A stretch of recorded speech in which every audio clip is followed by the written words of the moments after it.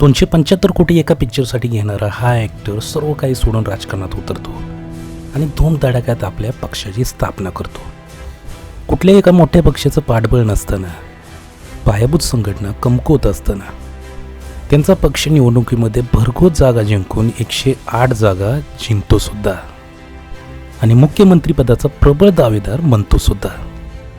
ही story एखाद्या पिक्चरची नाही तर या खऱ्याखुऱ्या तमिळनाडूमधील ॲक्टरची आहे आणि तो पिक्चरमध्ये पण नायक असतो आणि खऱ्याखुऱ्या जीवनात सुद्धा. तर आपण जाणूया थोडक्यात या ॲक्टर विजयबद्दल. विजय यांचे पूर्ण नाव जोसेफ विजय चंद्रशेखर आणि त्यांचा जन्म 22 जून 1974 रोजी चेन्नई येथे झाला. त्यांचं टोपण नाव थलपती. थलपती म्हणजे सेनापती किंवा नेता. त्यांचे वडील S.A. चंद्रशेखर म्हणजेच प्रसिद्ध तमिळ दिग्दर्शक.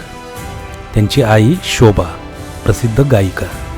एवढा जबरदस्त वारसा घेऊन विजयने बालवयातच वेट्री या चित्रपटातून अभिनय क्षेत्रात पाऊल ठेवले आणि 1992मध्ये नालया थिरपू या चित्रपटातून हिरो म्हणून सुद्धा सुरुवात केली.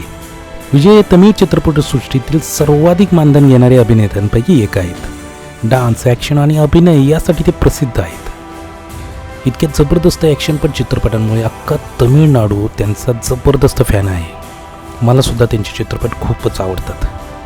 एवढं सर्व काही असताना 2026मध्ये त्यांनी राजकारणामध्ये प्रवेश घेतला. पण राजकारणामध्ये प्रवेश घेतल्यानंतर त्यांनी एक संकल्प केला की मी आता इथून पुढे चित्रपट करणार नाही. चित्रपटांमधून संन्याससुद्धा घेतला. हाच त्यांचा दृष्टिकोन लोकांना खूपच भावला आणि लोकांनी त्यांना प्रचंड अशी मते दिली. मुलीच्या लग्नासाठी 8 ग्रॅम सोने, प्रत्येक महिलेला 2,500 रुपये दर महिना आणि बऱ्याच अशा घोषणा त्यांनी निवडणुकीपूर्वी सर्वांना दिल्या आणि या घोषणा ते पूर्ण करतील सुद्धा.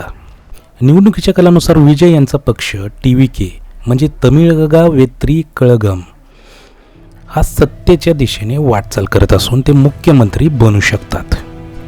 त्यांनी डॉक्टर B.R. आंबेडकर, पेरियार आणि K. कामराजन यांच्या विचारसरणीवर आधारित मध्य डावे धोरण स्वीकारले आहे. त्यांचे शिक्षण कॉलेज ड्रॉपआउट आहेत. त्यांनी व्हिज्युअल कम्युनिकेशनचा अभ्यास अर्धवट सोडला.